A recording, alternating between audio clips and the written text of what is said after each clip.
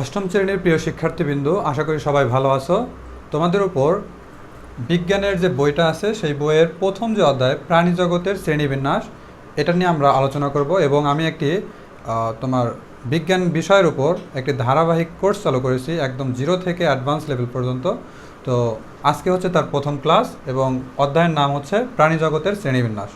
প্রথমে আমাকে দেখতে হবে শ্রেণীবিন্যাসটা আসলে কি বা শ্রেণীবিন্যাস কাকে বলে।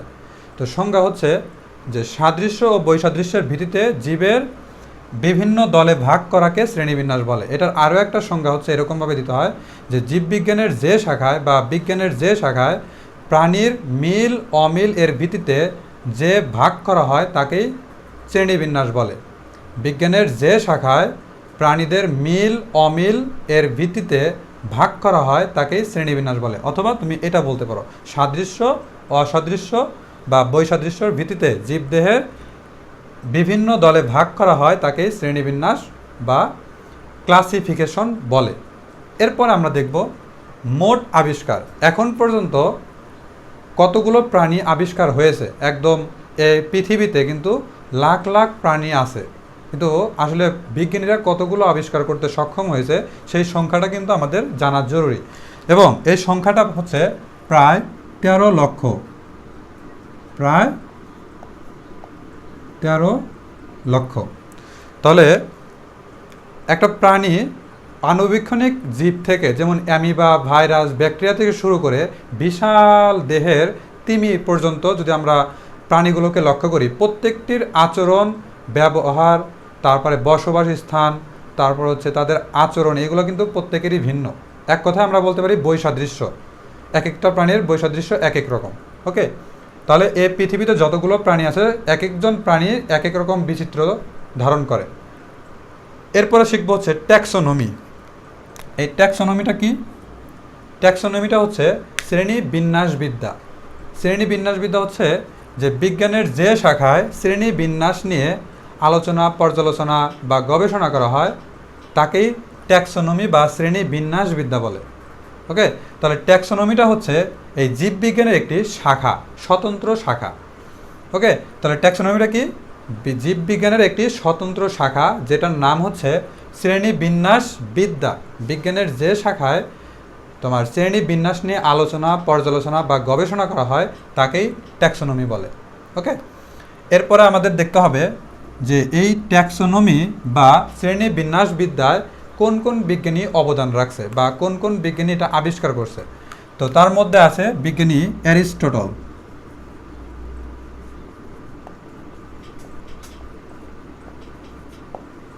এরপরে আছে জনরে, এবং সর্বশেষ আছে ক্যারোলাস লিনিয়াস।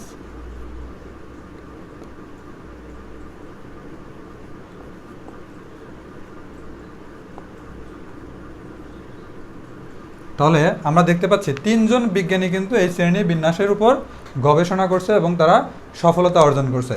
তার মধ্যে অ্যারিস্টটল আছে, এখানে জনকটাকে আসলে শ্রেণী বিন্যাসের জনক হচ্ছে ক্যারোলাস লিনিয়াস। এই ক্যারোলাস লিনিয়াস হচ্ছে শ্রেণীবিন্যাসের জনক। এখন এই ক্যারোলাস লিনিয়াসকে কেনই শ্রেণীবিন্যাসের জনক বলা হয়? কারণ হচ্ছে ক্যারোলাস লিনিয়াস একটা প্রাণীর যে শ্রেণীবিন্যাস আছে এই শ্রেণীবিন্যাসকে দ্বিপদ নামকরণে বিভক্ত করেছে। দ্বিপদ নামকরণটা আসলে কি? একটা প্রাণীর নামকরণ যখন আমরা করব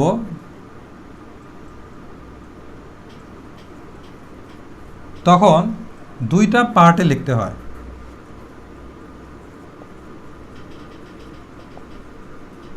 সেপিয়েন্স, এখানে আমরা দেখতে পাচ্ছি যে হোমো এবং সেপিয়েন্স। তাহলে এটা হচ্ছে মানুষের একজন বৈজ্ঞানিক নাম। তো এখানে বৈজ্ঞানিক নামের প্রথম যেটা আছে এটা হচ্ছে গণ বা গেনাস, আর পরেরটা হচ্ছে স্পেসিয়াস বা তোমার প্রজাতি। তাহলে আমরা দেখতে পারি হোমো সেপিয়েন্স যেটা লিখছি এটা দুইটা পার্টে লিখছি না? তার মানে নামকরণ বা দ্বিপদ নামকরণটা হচ্ছে দুইভাবে বা দুইটা পার্টে লিখতে হবে। তাহলে আমরা এই পার্ট দুটাকে বলতে পারি কি কি? একটাকে বলতে পারি হচ্ছে গণ বা গেনাস, আরেকটি হচ্ছে প্রজাতি বা স্পেসিয়াস। তাহলে দ্বিপদ নামকরণ কাকে বলে? বলবা যে কোনো প্রাণীর নামকরণের ক্ষেত্রে দুইটা পার্ট আছে। প্রথম পার্ট হচ্ছে গণ বা গেনাস এবং দ্বিতীয়টি হচ্ছে প্রজাতি বা স্পেসিয়াস।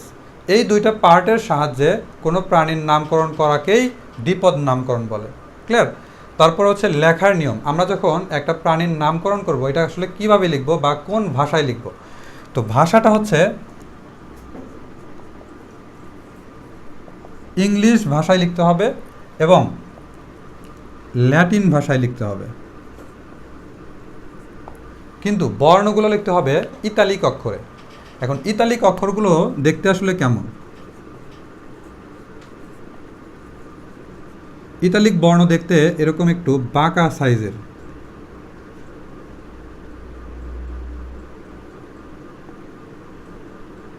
এরকম হালকা একটু বাঁকা সাইজের। ওকে, তো এই বাঁকা সাইজের বর্ণগুলো সাধারণত আমরা লিখে অভ্যস্ত না, সেজন্য আমরা কি করব, এই বাঁকা সাইজের না লিখে আমরা ইংলিশ বর্ণতেই লিখব, কিন্তু লেখার পরে আমরা নিচে একটা আন্ডারলাইন করে দিব। ক্লিয়ার?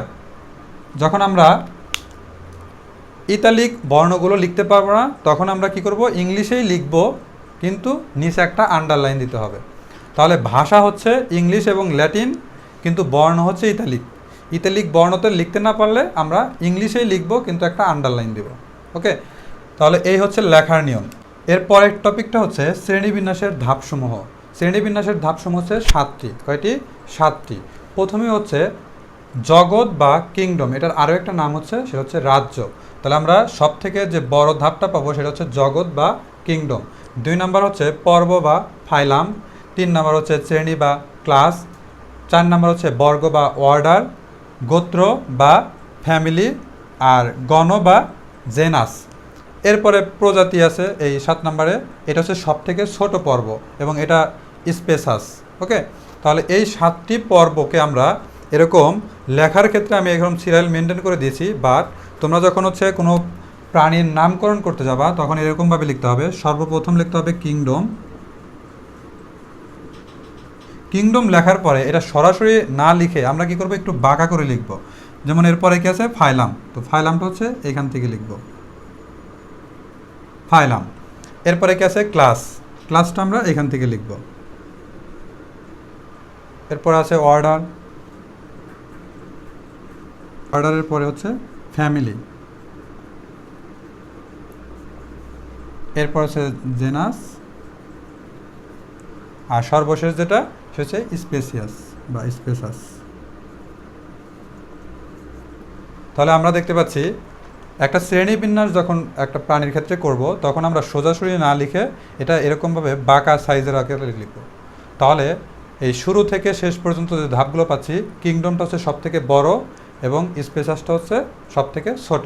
তাহলে একটা প্রাণীর নামকরণের ক্ষেত্রে এই 7টা যে ধাপ আছে, এই 7টা ধাপ অত্যাবশ্যক।